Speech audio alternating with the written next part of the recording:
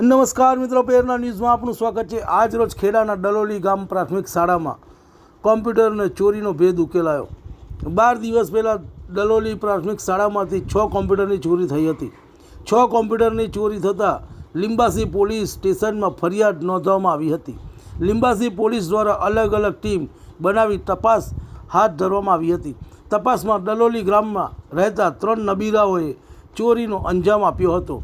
પોલીસે 3 લોકોની ધરપકડ કરી પૂછપરછ કરતા ચોરી કરી હોવાનું કબૂલાત કરી હતી। પોલીસે 6 કોમ્પ્યુટર રિકવર કરી આરોપીની ધરપકડ કરી વધુ તપાસ હાથ ધરી છે। રિપોર્ટ રવિ સાધુ। તમને અમારા સમાચાર પસંદ આવ્યા હોય તો લાઇક, શેર, બેલ આઇકોન અને સબસ્ક્રાઈબ કરો।